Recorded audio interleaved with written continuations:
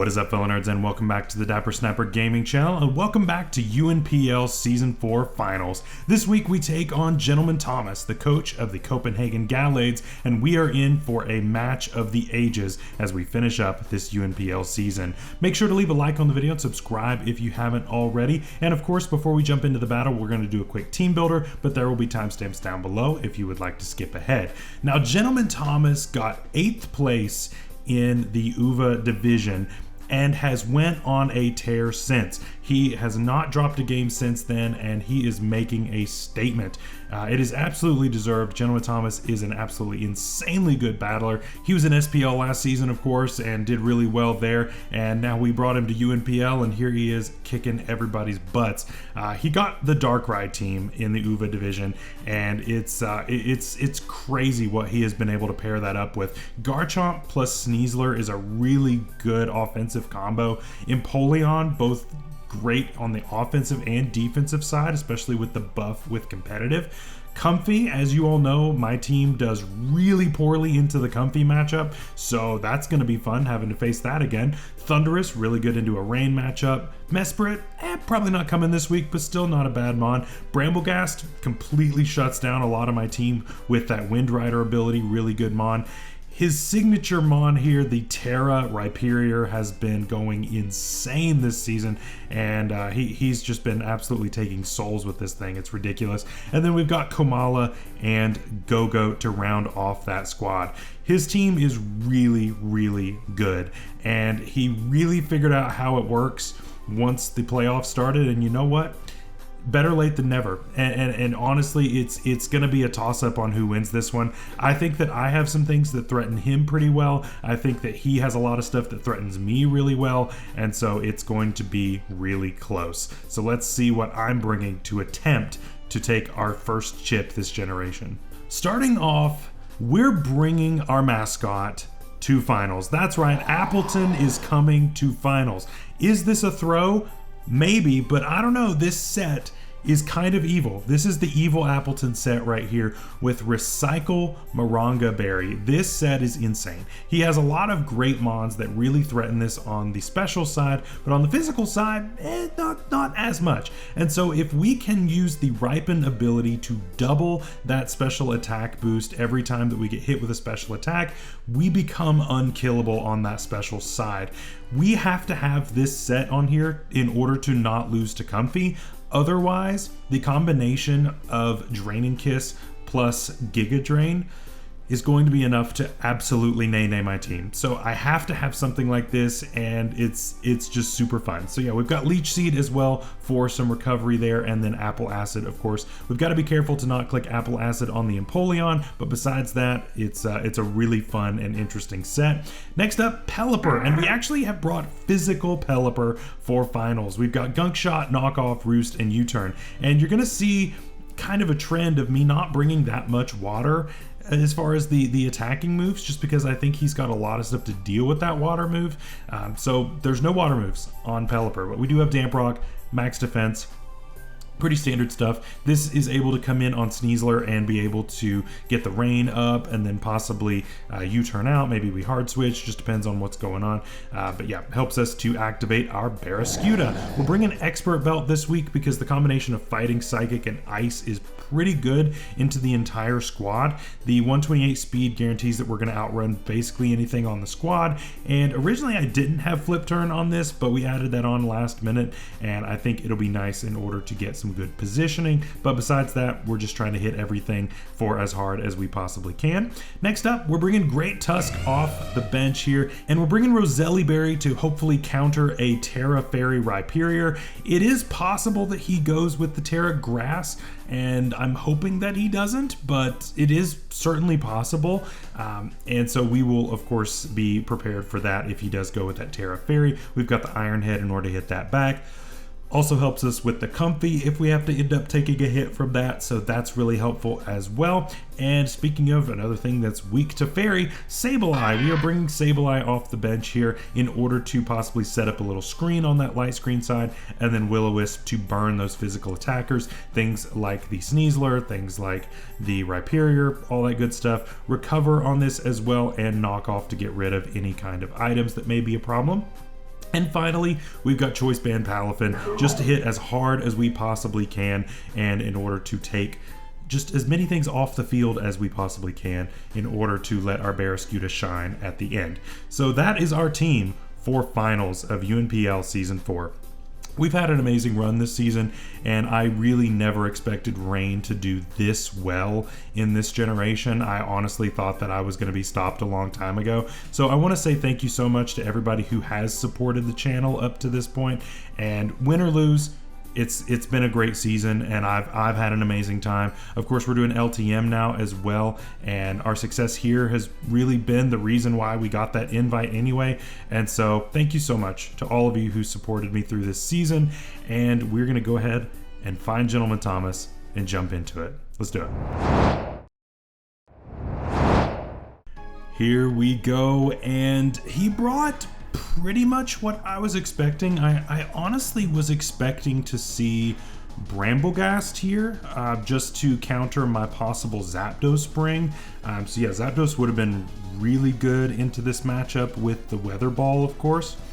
The other thing I don't see is Thundurus. So yeah, like I said, the Zapdos Spring would have been super free, unfortunately, and we didn't bring it. So that's a little sad. That's really good for Thomas for sure, because I mean, if he's Terra Grass, then of course the flying move hits the Rhyperior, Electric for the Empoleon.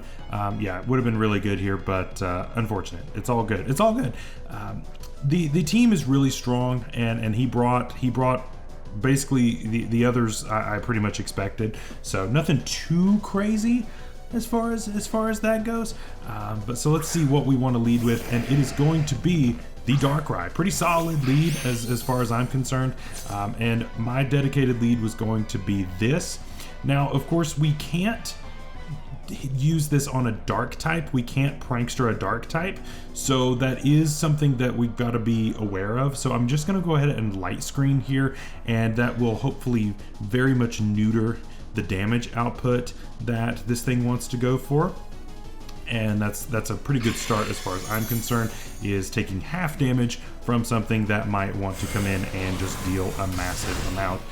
So yeah, we end up taking about a quarter, and we learned that it is Life Orb. So that is good information, not Scarfed. So that's really good to know. And so that means that Barraskewda is always going to outspeed this, which is really good info to have. But it also does mean that he can switch moves freely. So that's also something we have to keep in mind as we go forward. It does also indicate that this is probably a free switch into my Appletun, especially behind screens. I can go ahead and gain that +2 bonus to my special defense and really not take that much damage for it. We're already specially defensive, and then adding the special defense boost on top of that is going to be really good. So yeah, he does hit us with that. It's going to deal hardly anything, and we are going to get that Ripen boosted Moronga Berry going, and that is really, really cool. Again, take some Life Orb Chip, which is really good, and I think it's pretty free to just click Recycle here. I don't necessarily have to go for anything else.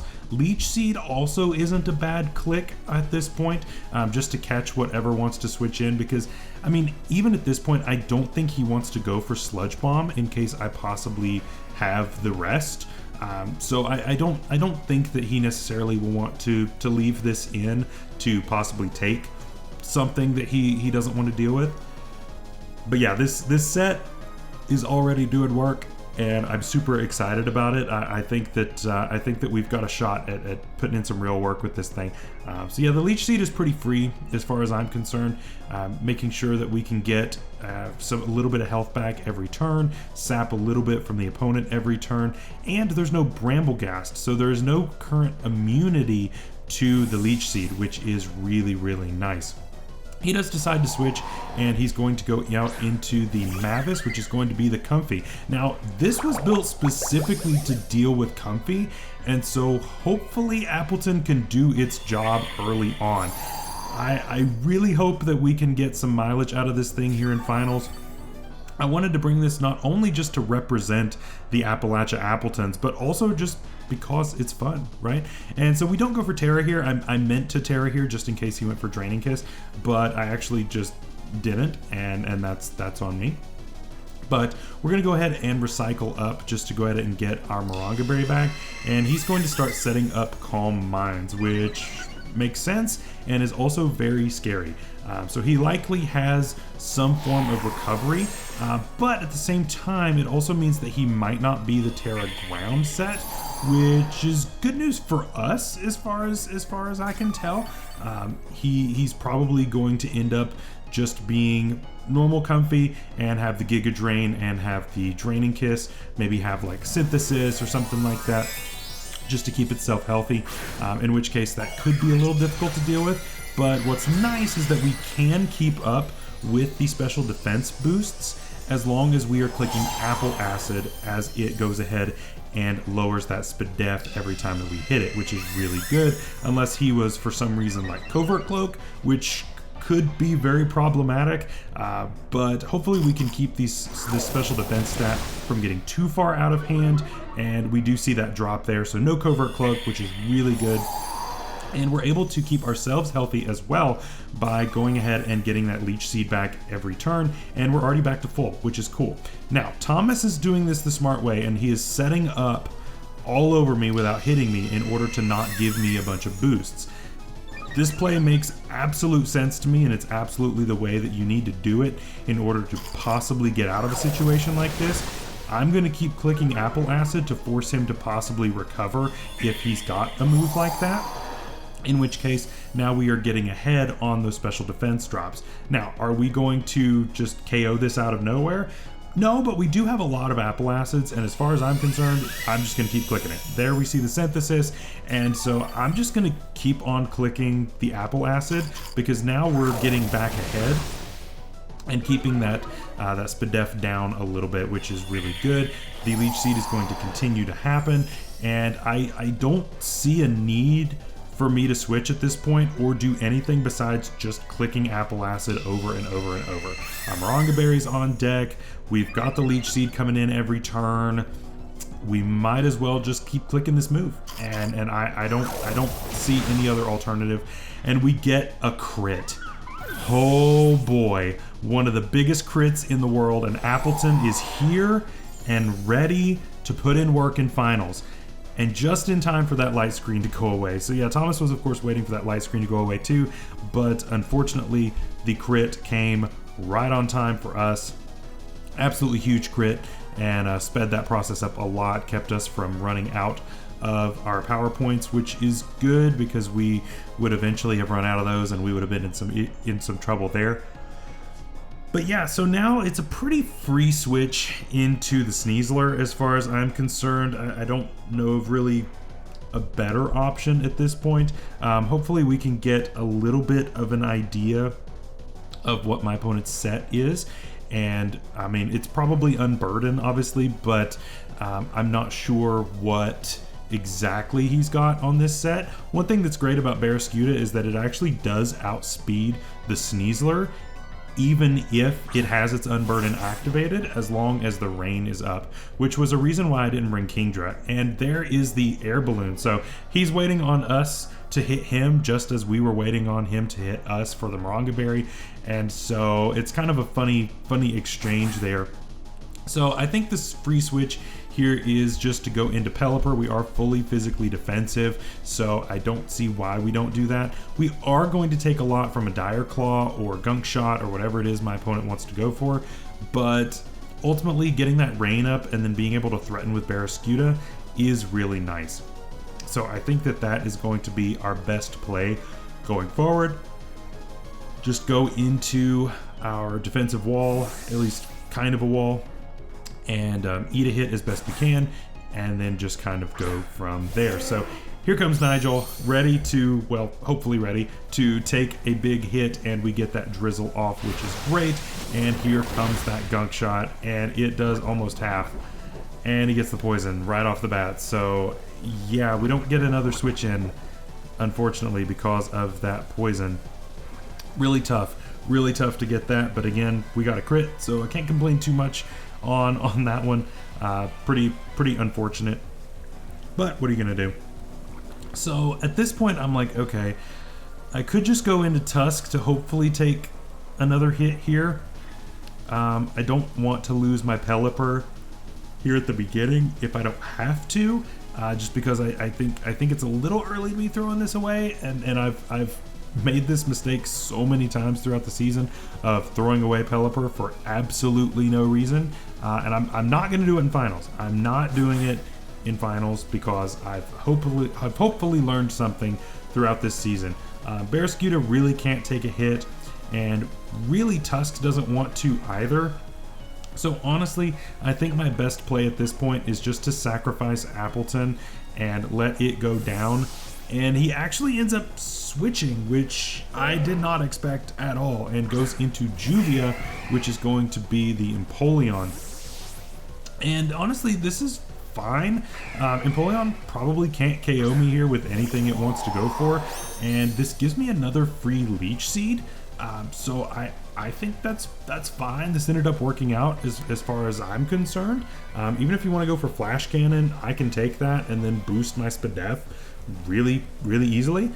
So I'm good with that. I'm totally fine with that. So yeah, that's exactly what we are going to go for. Again, something is going to be seeded. You don't have a guaranteed switch into this because you don't have a grass type, no Bramble Gas, and it does go for that Flash Cannon. Let's see how much it does. Not that much. Not that much. And again, we got our berry back earlier, and so here comes that +2 boost. Really good. So we are going to easily live another one, and that is really nice. Now at this point I was like, should I double seed? Should I go for a second Leech Seed expecting him to switch possibly back into the Sneasler? And I don't know. I could have also gone for the Apple Acid, but I was also afraid of, you know, activating Unburden too early.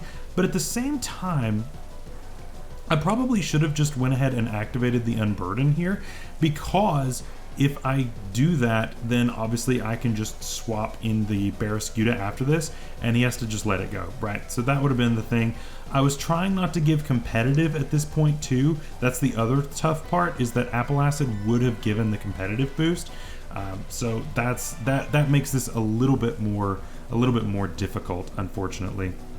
But it is what it is. What are you gonna do? He does switch and is going to go back out into the Cobra here, and that is going to be that Sneasler. So yeah, if I'd clicked the Apple Acid, we would have went ahead and activated that Unburden, but then we would have had a free switch into Barraskewda and could have clicked Psychic Fangs, and so he either would have had to give that up for the rest of the game, or he would have yeah, and so he does hit the Gunk Shot.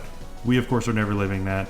But you know what? Appletun took down Comfy, one of the bigger threats to our team as far as I'm concerned. We'll take it. I'm good with it. Appletun did work in finals, and I'm super happy with that. But again, this gives me a free switch into Barraskewda. There's really not a whole lot that wants to take, you know, 2 hits from this. So Psychic Fangs is pretty free. If he wants to go into Darkrai, then I can just switch over to Close Combat. The thing is, as long as Rain is up, it doesn't matter because I'm still going to outspeed the Sneasler. I really considered clicking the Close Combat here, expecting the possible switch in for the Darkrai, because obviously I don't think he wants to get rid of this if I haven't activated its Unburden yet, and does go into the Juvia, which is this. Close Combat would have been great into this just to get off some extra damage. Possibly have KO'd depending on his item, but you know, Rain's still up. I might as well just go ahead and go for it, right? It does KO here most of the time. As long as he's not super defensive, then we should be okay to just click that Close Combat here. And to me, I guess I'm just thinking maybe he's sacking this because I've let go of the Mon that would have given it a free competitive boost, and luckily we were able to play around that pretty well, which is good.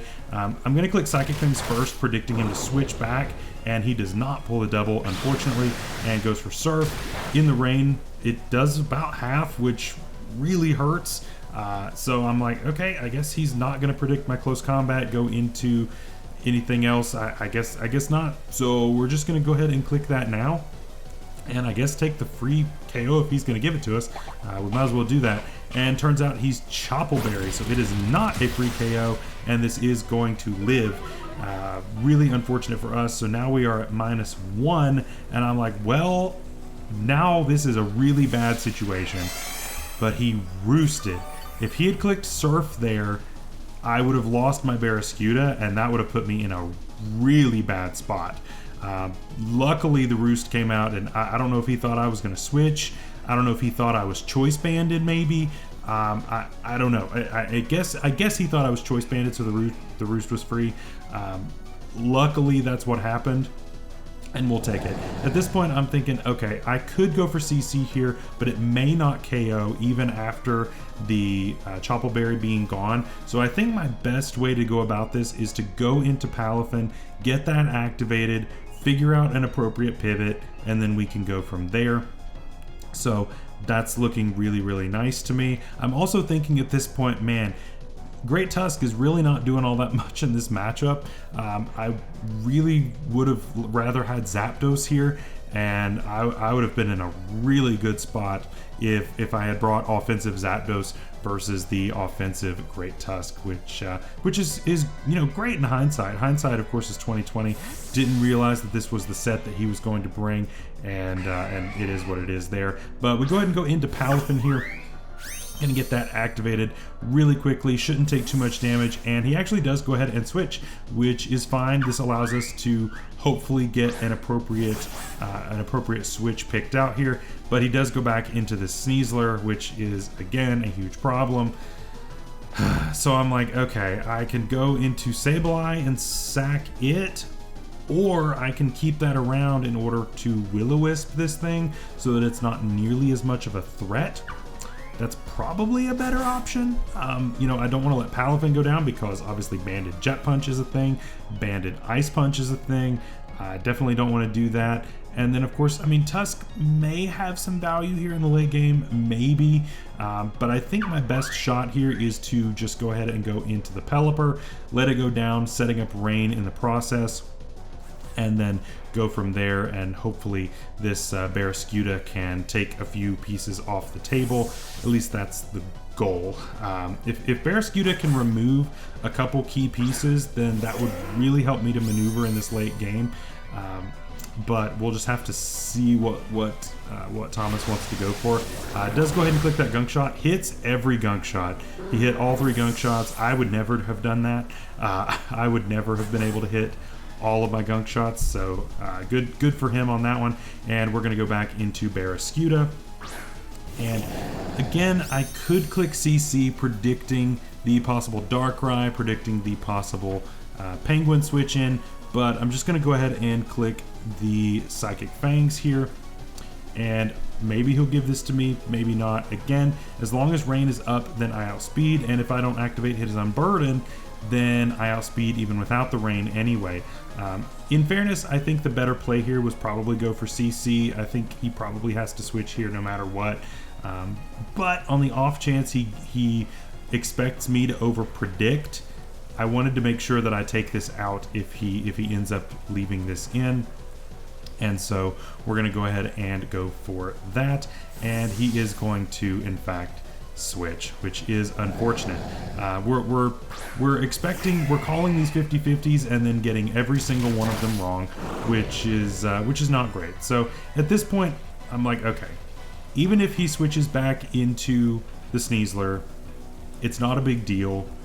I can then switch moves and take it out with Psychic Fangs. I'm not banded this week. So I'm just going to click CC and remove this. And we're going to take out the Empoleon. It's gone. Really good stuff. That helps me out a lot. That frees up my Palafin quite a bit because now I can spam the water moves a little easier, which is really good. That normally would have taken those pretty well. So that's nice. That's nice to finally get off the field. And he finally goes into the Makarov, which is this thing. Oh boy, this thing is a problem. And I honestly don't have anything for this. At this point, I'm like, man, it would have been great to have had, I don't know, anything to deal with Rhyperior. and I just don't have anything. I don't know if he wants to go for Terra Fairy. I don't know if he wants to go for Terra Grass. So I'm going to go for Flip Turn so that I can see what Terra he wants to go for and then get the appropriate switch depending. And he goes for Terra Grass. Again, man, Zapdos would have been so good in this matchup. It would have been so nice because my entire team is weak to grass at this point. And it's a rough time to be Dapper, I'll tell you that. The only mon that I have that is not weak is Sableye. It's not going to take this well, but hopefully we can get this burned, and maybe then we can survive long enough to take this out. I don't know. Does click that Terra Blast, of course, makes complete sense, hits everything on my team, and it does so much damage. Oh my gosh. So yeah, we got to click Willow here, just in order to get this burned, hopefully dealing a little bit less damage. And we do in fact hit our Willow, which is great. If we had missed that, then I think it was just over at that point. But we do hit, and he's going to go for that EQ, and that of course is still going to take us out because we had hardly any HP. And so there goes the Sableye as well.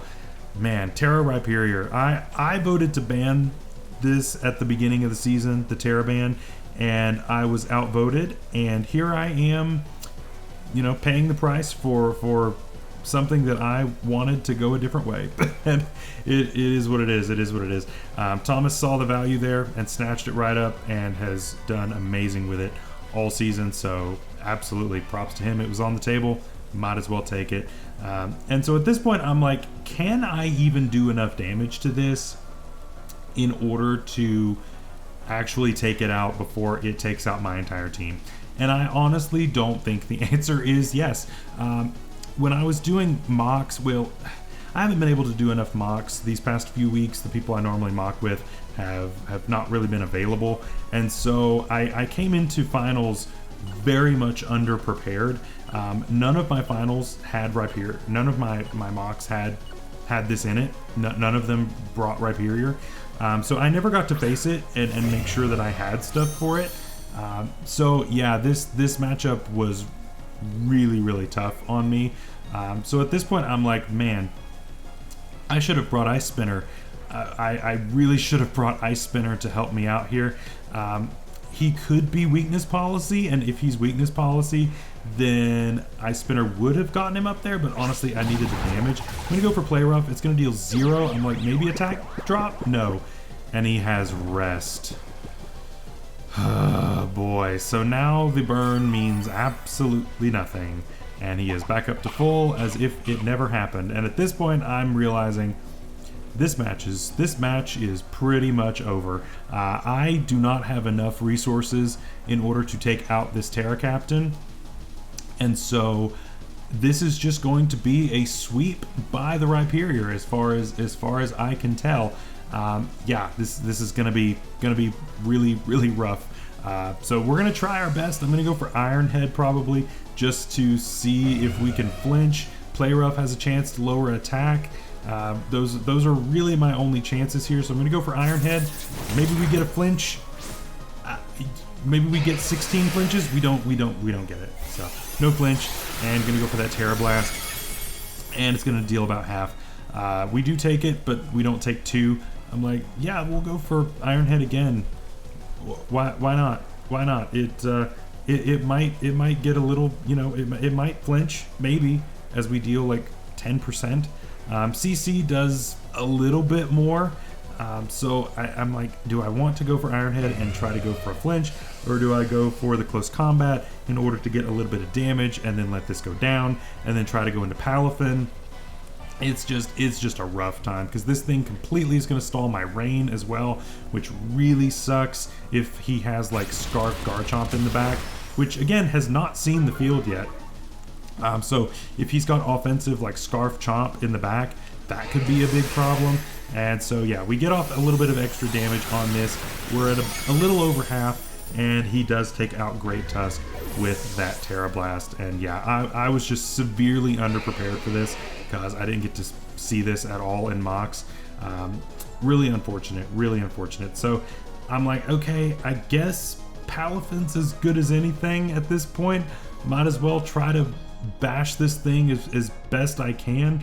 I'm calcing it to see what does the most damage. CC actually does a little bit more because of solid rock. Ice Punch actually does a little bit less. So that's kind of tough, but at the same time, I'm like, if I want to keep my defenses up, then I want to go for Ice Punch, and maybe I freeze, maybe, because my only chance at winning this is getting incredibly lucky. That's it. That's all I have at this point, because this thing absolutely nays my team. We're gonna go for Ice Punch. It does a decent amount, and he's of course gonna click that Terra Blast there, and this is going to hurt. We take one, not well, but we do take it, and so we can go ahead and click one more Ice Punch and take this thing out, as long as he wants to give this to me. He could decide to switch if he wants to try to keep this around, but I don't think he'll want to keep it around. It's slower than Barraskewda and goes down to anything. It's slower than this and goes down to anything. I think he'll probably just want a clean switch. This thing has already done more than enough work and has really weakened my team to a point that I don't know that I can recover from. But we're certainly going to try. We are certainly going to try, because in the back we've got Darkrai, which is weak to fighting. We've got the Garchomp, which is weak to ice, and we've got the Sneasler, which is weak to psychic. So technically Barraskewda has the coverage now that this thing is gone. Barraskewda has the coverage. So maybe it's possible. Maybe. We're certainly going to give it a shot, right? As long as we don't hit the Sneasler, then it's not going to be faster than us since Rain is gone, and Psychic Blades is going to KO that every time. If he is offensive Garchomp, as long as he's not scarfed, if he's like banded, then we could possibly take that out. It's a roll with Ice Fang. And CC, of course, will take this out. So at this point, I'm like, I can't afford to switch because I need this a lot. I need the Barraskewda a lot more than I need this. So I've got to let Palafin go down here. And very, very sad, Palafin goes down, and it's now a 1v3, which is very unfortunate. And so now I'm in a series of 50-50s that really are here to determine my fate. So if I go for CC here and he stays in, then this thing's gone. However, if I predict the Psychic Fangs and go for that, then I can take Sneasler out. And honestly, I said out loud while I was doing this battle, I said, he's gonna go Sneasler. He's gonna go Sneasler. And then I clicked the close combat anyway, seeing if he was going to try to fake me out, and he does pull the switch. Man, he does pull the switch, and at that point, that's pretty much game. Now, I will say, regardless, even if I had made that prediction and gone for that Psychic Fangs into the Dark type, his Garchomp set was defensive and always took an Ice Fang. So unless I froze him on the Ice Fang, he still always won here. So there really wasn't a world where I won in this end game. Barraskewda just wasn't going to be enough to take everything out on its own. We could have gotten it down to a 2-0 maybe, but ultimately Thomas brought the better team. And like I said, I think I was just underprepared going into finals, but Thomas played fantastically. He brought the right team, and he absolutely deserves to take the championship this time around. But you know what? We're gonna get him back, because here in a few weeks we play him again in LTM, and we're gonna have to get our revenge in that league. I really don't want him to beat me twice, so be looking for that match here in a couple of weeks. I'm looking forward to battling him again, and we'll have to see how that goes. But thank you all again so much for watching, and thank you all so much for your support throughout this season. We had a great run. We did really well with Rain. I never expected to do this well, and again, thank you all so much. Make sure to check out the LTM content. Make sure to check out my D&D content as well. And UNPL will be returning somewhat soon. We're going to be taking a little bit of a hiatus after this season, and we're going to be working on some things behind the scenes, and I'm going to be coming out with an announcement video hopefully this coming week, and that will be announcing kind of the ideas that we've got for UNPL, the future of what this league looks like, and a lot of really exciting stuff that we are working on. So make sure that you are subscribed so you don't miss any of that. And of course, thank you all again for being here. Until next time, stay safe out there, stay healthy. We'll see you later. Bye-bye.